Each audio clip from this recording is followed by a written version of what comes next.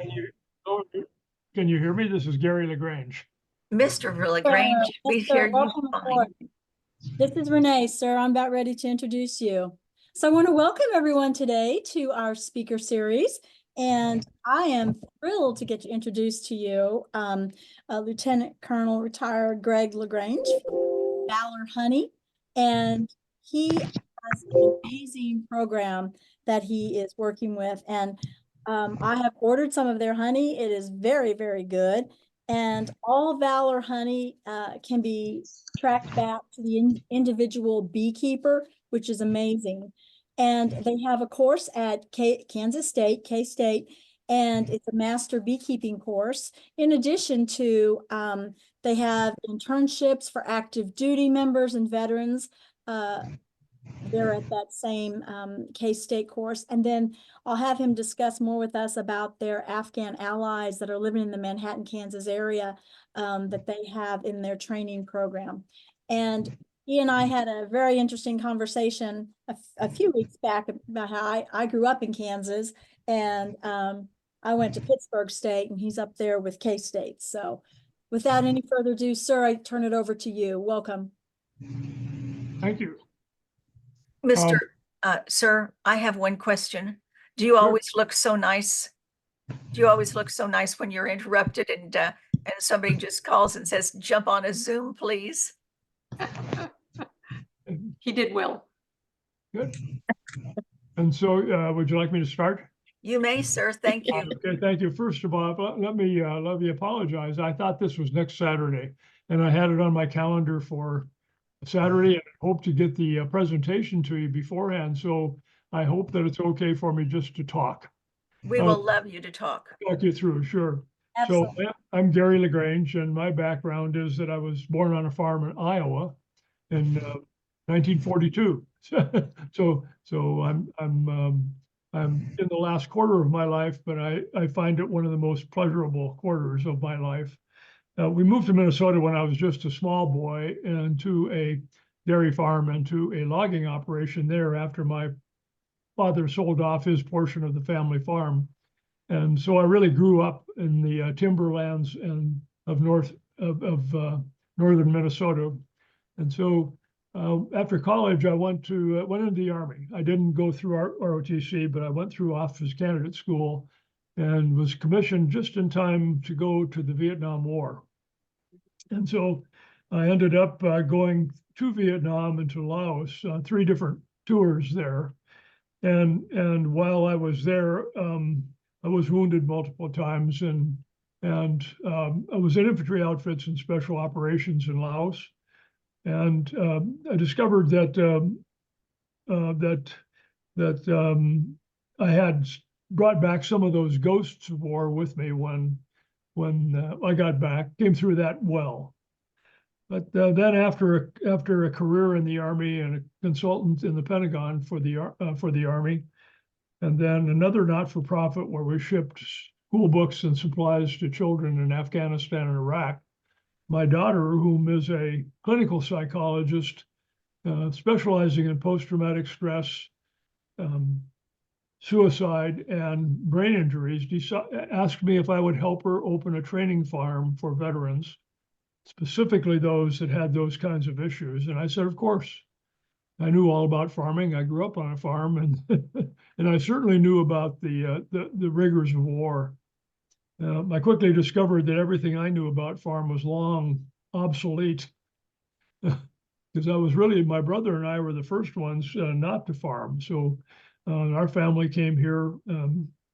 I have my great-grandfather, 18 generations removed, was on the Mayflower. So they've been farmers in this country for a long time. So at any rate, I told her yes, and we began to set that in motion. And we discovered that 63% of the farms in this country are in the last generation. And so the U.S. Department of Agriculture and the Veterans Administration asked us to rev our program up to try to address that.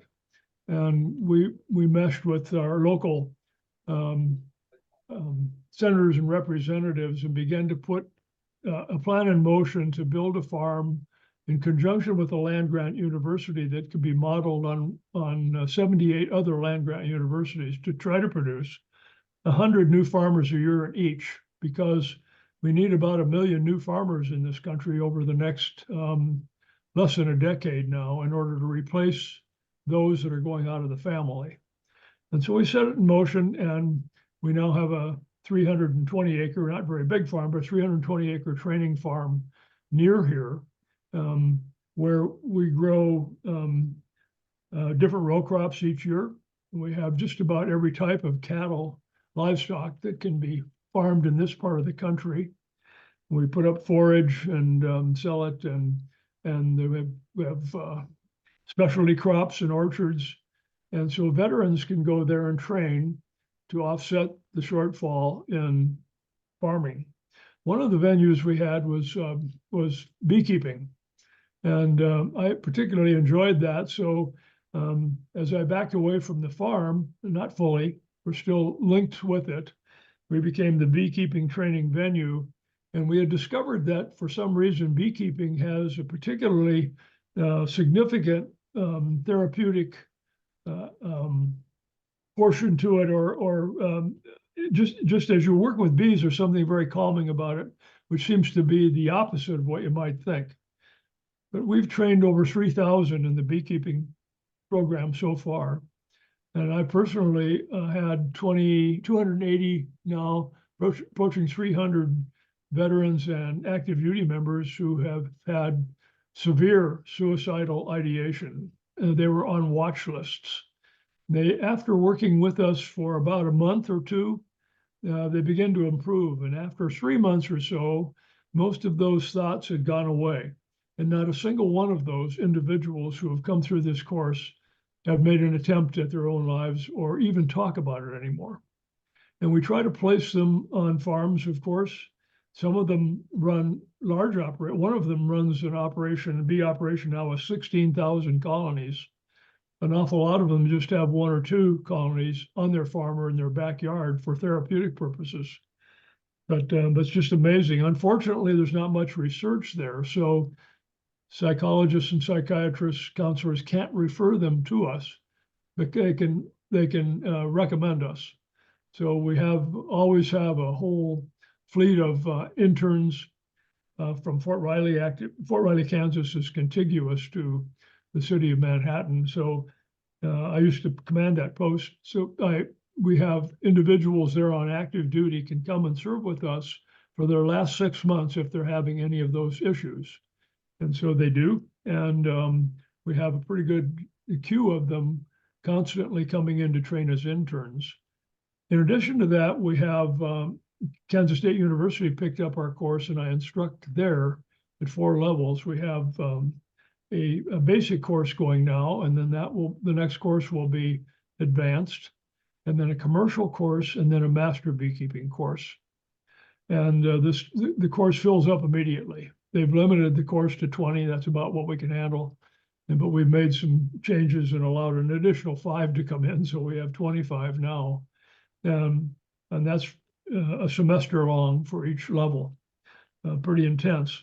And that is mostly hands-on. Of course, this time of the year in Kansas, we can't do much work at the beehives, but we do classroom work 4 hours a week. And then I'm training 15 Afghan refugees that were displaced during the drawdown. Now, all of them want to become commercial beekeepers. They're energetic individuals, and they want to get into commercial beekeeping right away. So we have an accelerated course to get them there to the level where they can become commercial beekeepers or work for a commercial beekeeper within 6 months. It's just a pleasure to work with all of them, especially when someone comes to me, and it often happens. Just from Kentucky the other day, one of our previous students called and said, "I just want to thank you for what you've done for me." He was recently chosen as the Kentucky Entrepreneur of the Year for his commercial bee operation. And he was one of those that was severely suicidal. but he's just doing super well right now, and he's growing his bee colonies by another 250 this year. We're helping him purchase his bees and get on with it, as we do we have beekeepers now almost every state of the union. I'd have to go back and look. We may have every state covered. It's just a wonderful thing to be able to help these young men and women find a way to recover to begin with. And it's also a good thing to help the bee population, which is suffering. You may not be aware of it, but 70% of the honey today that's sold on shelves and stores is not really honey at all. It's primarily rice syrup and high fructose corn syrup mixed with gum flavorings, or maybe a small amount of honey. So there's an effort by the American Honey Producers Association to take that on and try to get to the consumer to let them know that when they're buying honey, they're probably not buying real honey. And so we were asked I attended an American Honey Producers Association meeting with some of our soldiers last December, and we were asked to put together a certification program that will allow persons buying honey to know if it's certified by the organization here in conjunction with K-State. We're probably going to call it the Institute of Honey, American Institute of Honey. We just went through a building yesterday that will house under one roof an educational arm that will educate at 4 levels that I mentioned, a therapeutic arm that will have a team of therapists in working with our students, a certification arm that will certify honey for any beekeeper anywhere in the world, not just in the US, a research arm so that we can continue to try to find ways to keep honeybees alive. It's difficult now to keep honeybees compared when I was first keeping them in 1955. It was not a challenge with my cousin up in Minnesota. Today, it's a challenge to keep bees alive for a number of reasons. But to collaborate with other land-grant universities and other research institutes to find out why and how we can go about keeping honeybees in this country and in the world alive. And then a communications arm that will communicate with a wide spectrum of our different sectors, beekeeping sectors, grocery chains, and others, so that we can begin to let people know that honey is good for you, very good for you.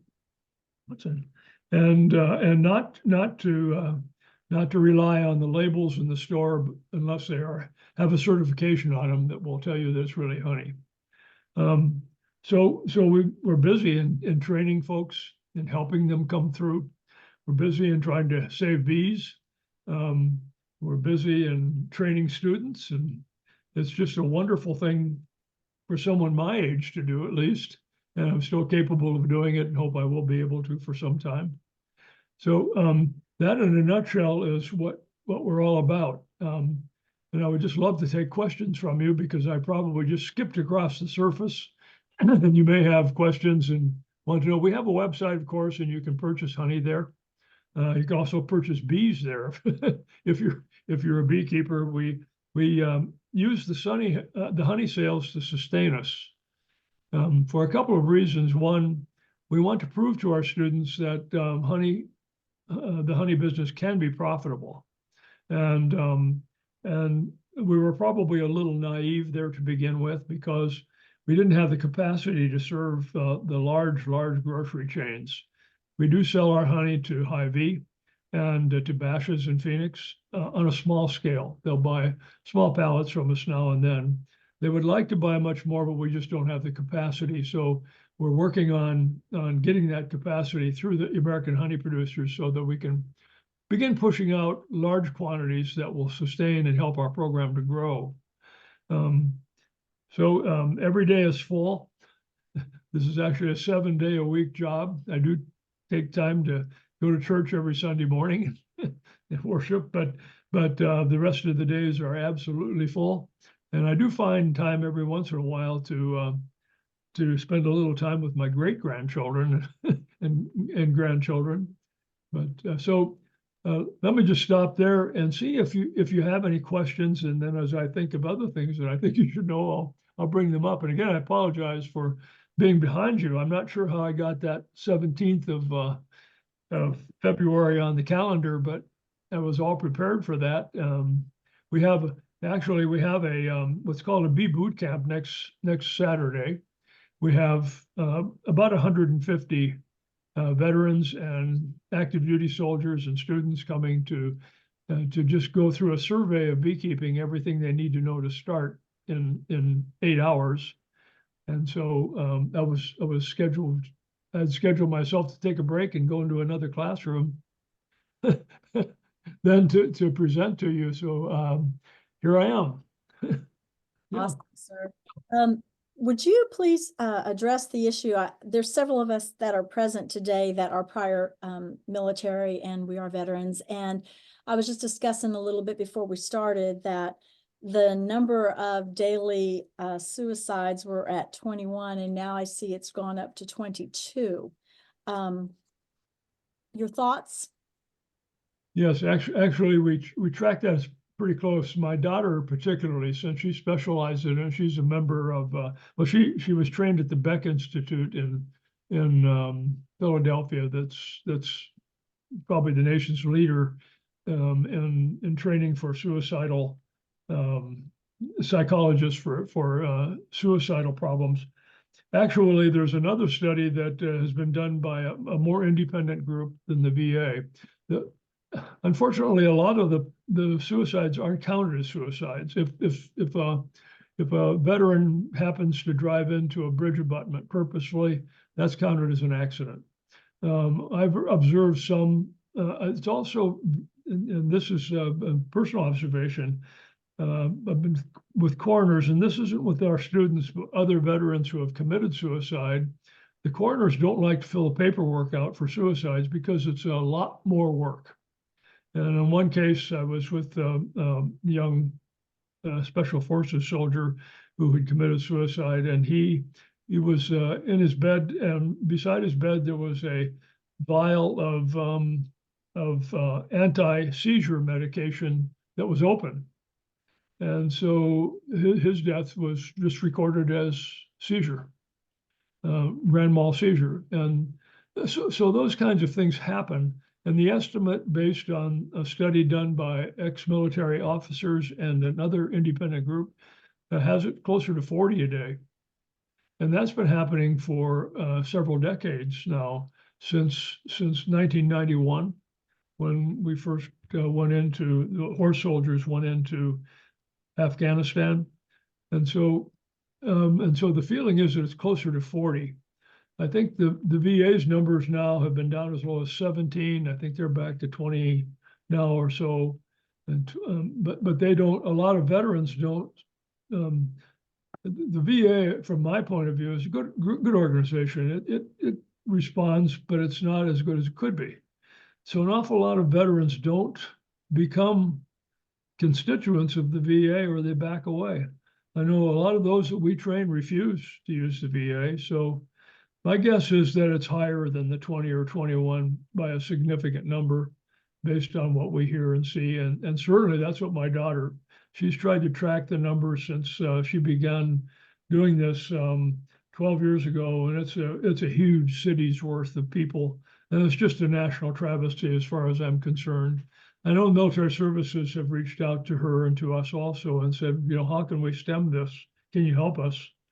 And not everybody wants to keep bees, so it's not possible. But I think if you take the basic tenets that we found, care for them, and provide them a way to find a new way of life, and carefully work with them, that'll probably make big inroads into that problem. But I think it's far more significant than we realize. Thank you. Yeah. Anyone have any questions they'd like to pose today? I do. Yes.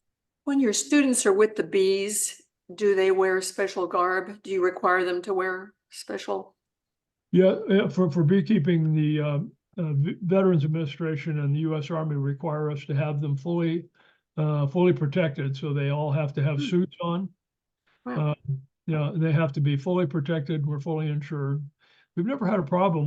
Every once in a while somebody gets a bee sting. That's an occupational hazard. But so far we've had no problems. But they're all whether military or not, we have them all fully protected. Thank you. I have a question. Sure. You had said, Mr. LaGrange, earlier in your talk that the majority of honey that you find in the grocery store is not real honey. But is there some way that the real honey is marked or labeled where you can tell that it's real honey? No, and that's unfortunate. It hasn't gotten much attention from the Food and Drug Administration because honey is really very low risk. Real honey is medical. You can, in the special forces, we used to carry that with us. You can put real honey on a wound. It only has 16%, 17% moisture in it. And so most of the spores, viruses, bacteria are 60 to 80% water, and they dry out actually in honey. So you can put it on a wound and it's helpful. And it's also a good emergency food. But the labeling, there is a requirement to label it, but it's the people who pack it, or in the industry, it's called packing instead of bottling. It's their labels that should read properly, but they don't. Some of them even have a certification on them that is being attacked in court right now. In California, there's a suit against all of the honey packers because they're controlling the standard for honey, which includes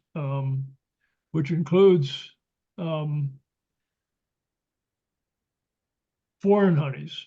And in this country, we consume 700 million pounds a year. We only made 120 million last year.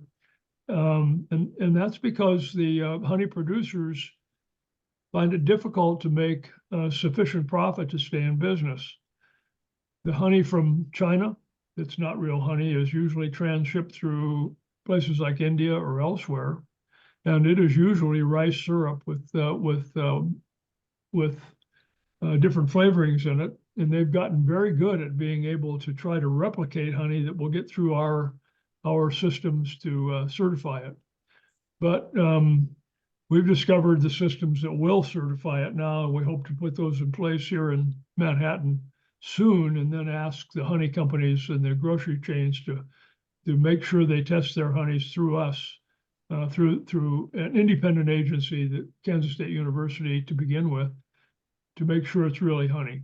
But it's difficult to tell on the shelf. If you know a beekeeper who is actually making honey, bottling it, it's probably the best way to get it. In our case, it's absolutely guaranteed to be honey made by a veteran and honey made that's from the bees the way they make it.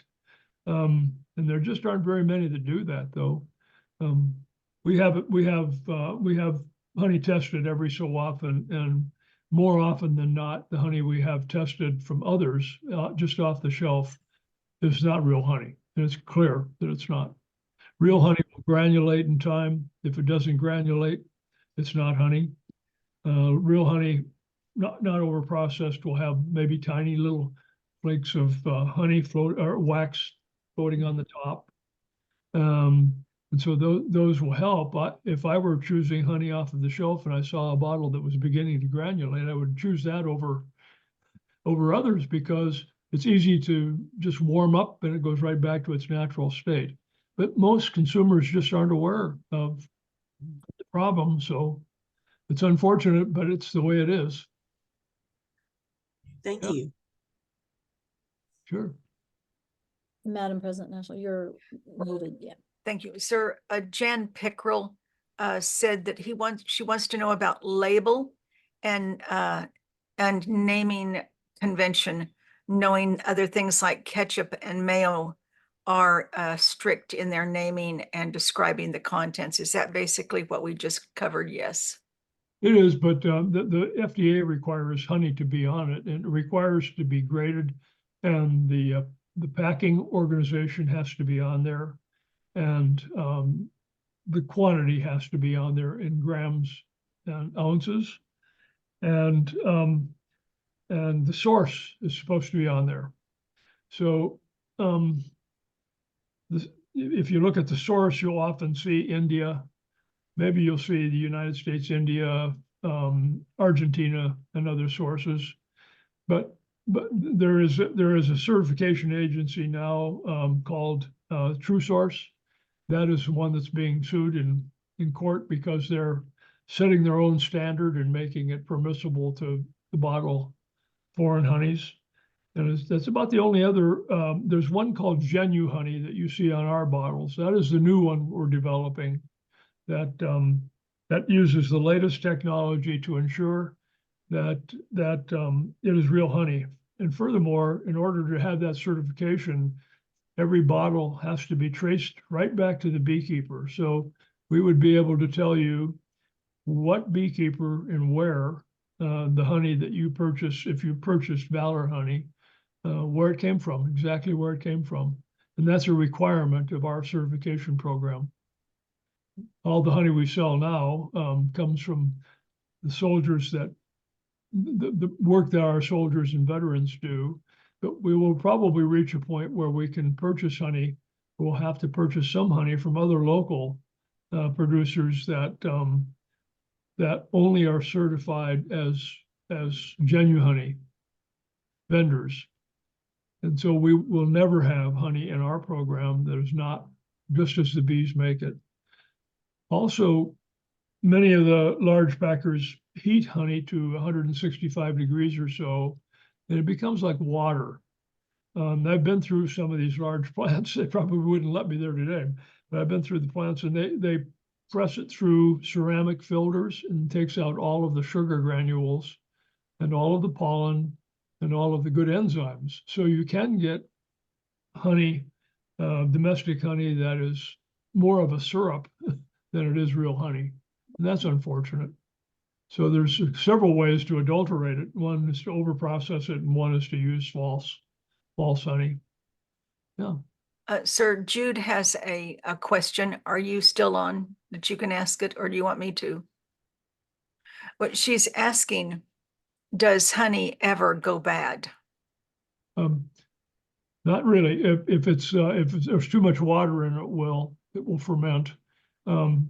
But honey processed properly has been known to be still edible at 3,000 years. It will crystallize and becomes almost as hard as a rock, and that's nature's way of keeping it. So that crystallized honey that was found, I'm aware of two. Some was found in Egyptian tombs that was 3,000 years old. It was a little darker, but they processed it. It was clearly edible. There was also about a 500-pound lot found at the bottom of the Mediterranean in a ceramic tub. It was Roman times, not long ago. It was probably 3 or 4 years ago, and that was totally good honey. It was crystallized, but it was they processed it, and it was still very edible and safely edible. So it really doesn't ever go bad. Sir, I opened personally a gallon jar of honey that had turned dark brown. And I'm still using it for cooking, but what made it turn so dark? That's a natural.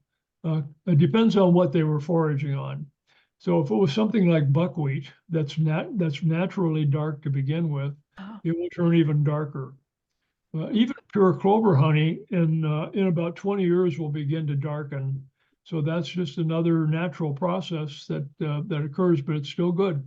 And as you do, most people use the darker honey for baking, but it's still good enough to eat, and it really doesn't change the taste much. Did you notice a change in the taste? Didn't change the taste at all. In fact, I thought I'd switch and have Davina have it instead of going into our stash. We buy approximately 48 quarts of honey every 6 months. We drive to the farm that has bees and pick it up. And Davina will attest that honey has kept her well for years from having that one cold a year. That's the best way to find honey, unless you buy it from us. And you ship, is that correct? Yes, we do ship it. Mhm.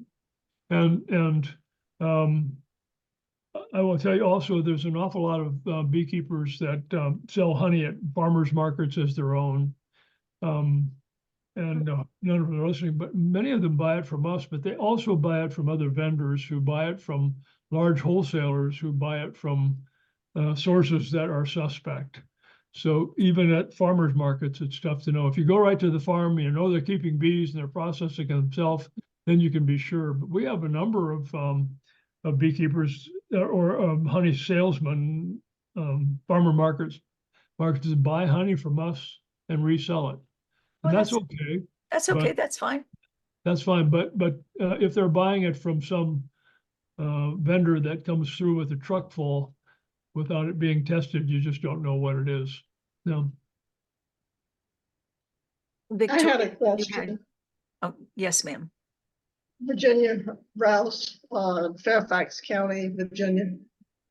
I have a beekeeper around the corner, and I was feeding hummingbirds, and the bees found the hummingbird feeders. I don't know, and I make my own hummingbird sugar water. Is there anything I should do differently for the bees? Because I have two different places and they know to go to their right place.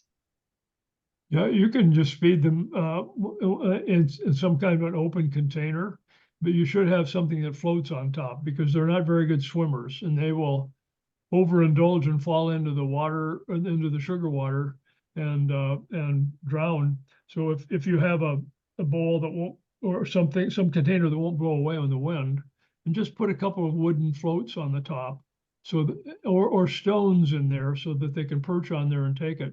And at this time of the year, you should be feeding them 1-to-1 sugar water. And then if it doesn't freeze, and then later in the It's fall, cold here. from September on, feed them 2-to-1 sugar water, 2 parts sugar, 1 part water, because they'll store up the honey for winter then more. So it's a supplemental winter food for them. Mhm. Yeah, they know people. They have never tried to attack me, even when I'm out on the deck.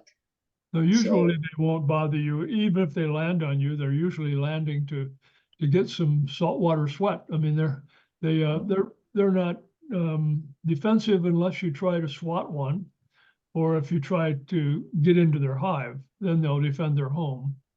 That's why we use smoke to try to offset the alarm pheromone. But normally they're very docile. You have a question from Pat Thibodeau.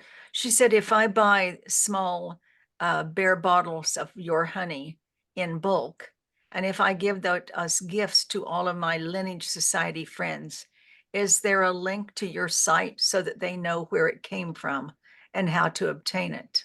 Sure, you can make a note when you order it, or just send a note. There's a contact us on the site, and you can just tell it what your desires are. And if you're buying a bulk like that, we can probably give you a special price. Thank you, thank you, thank you. That's kind. And then John wants to know, do you ever get tobacco honey? And I'm sorry, I've never heard of tobacco honey in my life. That's a good question. I don't know that we do.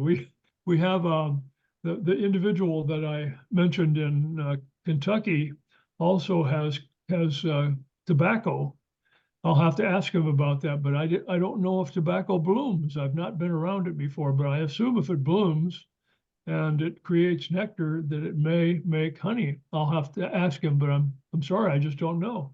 John, can you come on and tell us how you know about tobacco honey? Took a FFA course back in the 1960s. And the instructor was saying, if you have honey bees around the tobacco farm, they'll have tobacco honey. Oh, that's interesting. There's not a day that goes by in the bee world where I don't learn something. So I will find out about tobacco honey and see if that occurs. Are there any more questions, any additional questions? I do have one. Sir, I was just curious, you know how we're told that we should buy local honey for those of us that have allergies and things, that it's probably better because the bees then are using the local pollens and so on and so forth, and that will help us with our immune systems. Maybe that might have something to do then with the tobacco honey per se, that maybe, but what is your take on that? Do you think that's really true, or does it really matter where you would get your honey? No, I think as long as, if you know what pollen is bothering you, and a lot of people are, goldenrod, for example, about the time that ragweed blooms in the fall, a lot of people react to that. So if there is goldenrod in the area where you're buying honey from, you're probably going to get some of that pollen, and it will, and it's anecdotal, but most all the folks that use it say that there's a great help. Local honey is normally, there's different definitions for it, but it's usually within 100 miles or so of where you are, or in the belt where the types of the plants that cause the allergy are. So we're in an area where there are most of the allergens you see in a lot of the states across the middle of the country, all the way from the East Coast to West. So our honey would help with those kinds of allergens. But it is best if you can get local honey, and if you have an allergy or some condition and you believe that honey helps you, to get local makes sense. Mm-hmm. Is your 5 pound of Valor honey, is that clover, or is that a mixture of all of them? No, we don't mix. We normally, the bees mix for us in some cases. For example, we'll have 100 beehives on Kansas State University's agronomy farms, and that will largely be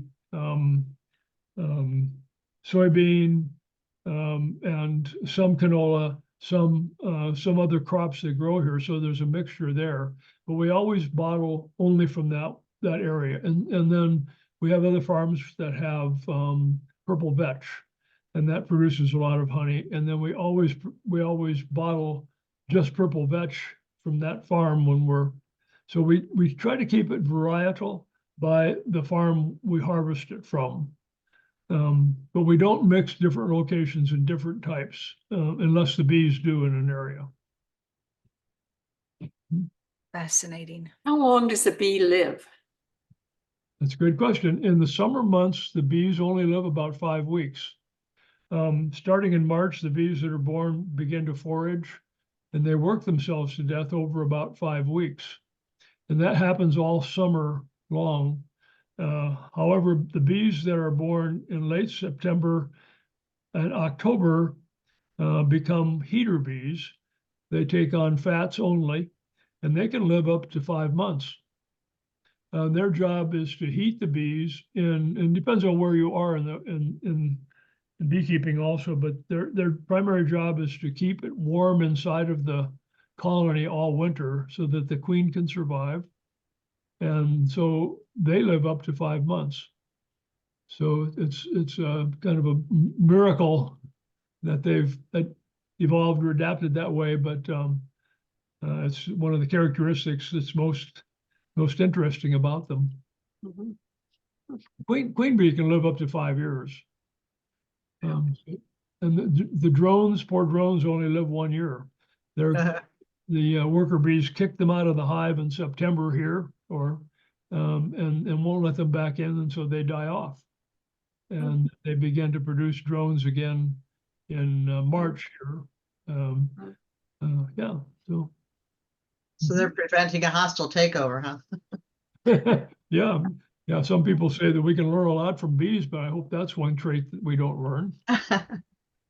We have so much stuff here in the Smoky Mountains, allergy-wise, and I share some of Renee's allergies, but I've tried honey and it helps a little. But I had a doctor that told me when you move here, when you move anywhere else in the country, it takes a couple of years for your system to get acclimated to the flora and fauna there, and then your allergies decrease. There's so much here. He said, when you move here, the longer you're here, the worse it gets. Oh, Mm-hmm. Too bad. I think one of the characteristics of honey that persons don't realize either, our bodies have to work pretty hard in breaking sugar down, sucrose. So when the bees bring in the nectar, it's sucrose, they add something to it called invertase. And so honey is broken down into fructose and glucose for you, and your body doesn't have to do that. So that's a significant advantage to our systems. And it helps a great deal with a lot of people that have a hard time metabolizing sugar. Mm. One last question. Gary, do you have spun honey? Have you, I buy it rarely, but what is spun honey? Okay, there are different types. Spun honey is usually honey that's just whipped up in a high-speed processor. So it just adds a lot of froth and air to the honey and breaks down some of the larger sugar crystals. And so it's very easy to spread. There's also creamed honey. So you can cream honey by adding a starter to it, and there's several different processes to make it, but to a large degree, it just breaks down the large sugar crystals and makes it begin to crystallize like it does naturally, with much smaller crystals in it, and it can then be buttered on, put on toast and other things much easier than pouring the honey out. It's more popular in Europe than liquid honey, actually. And so it's still honey. It's still good, and it doesn't change. It's still honey too, with some infusing some fruit flavors into it, as long as it's real fruit. But once you begin to change the characteristics of honey, by adding flavors to it, that changes the entire food regulation chain. And so there's some additional precautions that have to be taken when that's done. We have members on this Zoom right now who are already ordering from your website. Very good, thank you. And I can tell you, you know, it's we don't pay anyone right now. I take nothing out and put only things in as the CEO and chair. And we have veterans, interns from Fort Riley, and other veterans as interns that work every day for us, free, just for the gift of training them. And so we have no payroll whatsoever. Every penny goes directly back into the company. We do reimburse some of them for gasoline they use back and forth, and also pay for their meals sometimes if they need help. But in this case, there is absolutely nothing that goes to someone's large amount of pay out there. It's all done with volunteer help, and we have actually more volunteers than we can handle sometimes. Wow. Nice. You sound like NSDOAF. You sound like our farmers group. No one gets paid, everybody volunteers, and we love it. That's exactly the way we are. Yeah. Absolutely love it. Which, sir, you told me you would get me your data so that we can get your application completed so that you can join the society. Oh, you'll need to get one over to me. Yep. Very good. Or I can look it up online, I guess. Yes. Doesn't take long at all. May I please do a couple of photographs? I've got screens of people. So I'm going to, if everybody will ready, I'm going to do a couple of photographs. John, you want to come on, and Victoria, anyone else want to come on? And there you go. Okay, there's John. All right, I'm giving you all a couple of seconds to come on. Okay, we'll do two. Carlotta, is Carlotta there? Yeah, we'll get them in just, I'll Victoria? come back. I'm trying. I'll Okay. come back and get you. Just, Thank you. we'll do enough to where, and then, sir, these go on our website, and we will, thank you, John, and we will promote Valor Honey on the farmer's website as one of our Zooms. So this particular Zoom that has just been recorded will be part of the NSDOAF Zoom series, which any of our members and anyone who visits our website can go on and listen to.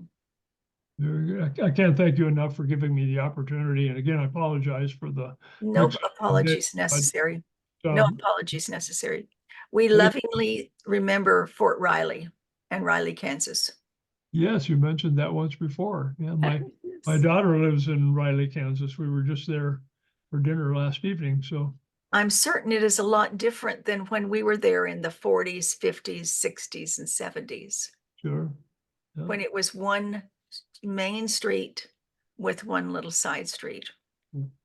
Well, thank you. And I just as I mentioned before, the most satisfying part of this is helping those young men and women who don't think that their life is valuable any longer, and to bring them back and to see them and participate with them as they begin to enjoy life again. That's just a wonderful blessing that this program has. And so thank you for your support.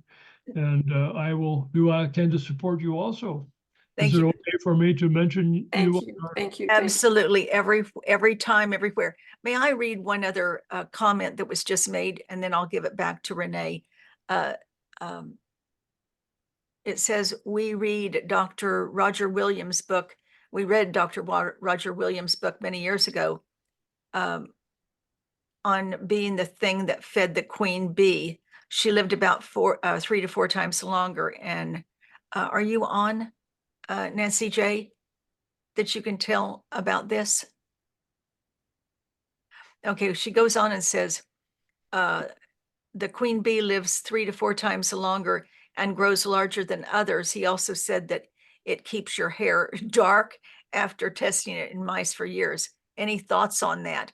You know, I don't know if I want darker hair yet. Do you know anything about that, sir? It's also in the chat. It's one of the B vitamins. It's just a B vitamin, pantothenic acid. B vitamin, okay. Get a, and my husband and I've always taken it ever since then. We read it many years ago, and he still has his blonde hair, and I still have my dark hair. He's 86 and I'm 76, so it's And seems it's to called, work. and is it a B substance? It's one of the things that the drones make, but they only feed that to the queen bee. They don't feed it to all the other bees, even themselves. So he felt like that was the reason she was so much stronger and larger and lived so much longer. So he tested it on mice and rats and things, and he would keep them from getting gray hair, which I thought was odd. I mean, it's just a vitamin that helps your health in other ways too. Fun. I know the queen is fed when they make the queen. Yeah. You can make one. The bees make them also. Right. Queens. The queen Yes. queen cell is fed only royal jelly. She's Yes. the only one that gets royal jelly the whole time. And then on the 16th day after an egg is laid, a new queen comes out. Right. All the other bees are fed a combination of, they're given a little royal jelly just as they begin as a larva. Then they're fed something called bee bread, which is a mixture of pollen and honey as Yes. they develop. And then most of them become female worker bees. But the queen is the only one that gets the royal jelly, and it's sold. It is difficult to harvest. That's what he was testing, was what in the royal jelly was the thing that was different from all the others, what he tested. Mhm. He was a PhD nutritionist. I think it's called Nutrition Against Disease, the book we read years ago. I still have it somewhere. I mean, I didn't take it just for that reason. I love gray hair anyway, but it's just, it happened to seem like it worked. I don't know why. Well, if any of you ever have questions about bees, we don't have all the answers, but there are a bunch of master beekeepers and entomologists that have done a tremendous Yeah. amount of work. So you can always fire questions at us through our contact us page. Also, we get them every day. Mhm. Yeah. I would encourage everyone, if you're going to place an order, maybe in the comments, just tell them that, you know, we're NSDOAF, so that Colonel LaGrange will realize that we really are there trying to support their their mission. And sir, I cannot thank you enough for taking the time, literally taking the time out of your day after all to meet with us again. And I'll take responsibility then for any of the miscommunication because I know today was a Super Bowl Sunday. Thank you. Please extend our regards to everyone there and tell them how appreciative we are at the mission that you are thriving at. And I think that that's wonderful for our veterans. So Thank you. I will do that. I will tell them. thank you. Mhm. Thank you again for having me. It's a very special thing. Yeah. Thank you so much. Send us if you still have some sort of a PowerPoint, we can always post it on our site too, if you're so inclined. Good. But I'll we'd love to send have it. you back. I'll send it to you and try Awesome. to get through this week. I've been working on it, so. Wonderful. Sir, Renee, let's plan on having him again in 6 months. Or would that be nice if for your schedule in about 6 months, if we could have you make a return visit with us? Sure, I would be glad to. Okay, and I will send you information and we'll firm up a date so that we can look at that. But this has been awesome. Ma'am, is there anything else you'd like to address? Thank you so much. We appreciate you, sir. Appreciate your service and everything you have We done. appreciate you also. Yes, thank you. God's blessings to all of you. Thank you, sir. Thank you. Thank you everyone for attending. I hope you have a great rest of your day and good luck if you're going to be following the Super Bowl tonight. So. And who are we rooting for? Who are we rooting for this time? Go Chiefs. No kidding. Happy. Yes. Go Chiefs. Go Kansas City. Have a great one. Thank you all. You are amazing, an amazing group. Thank you. Bye, everybody. All right, let me shut this off. On 1 minute, Renee.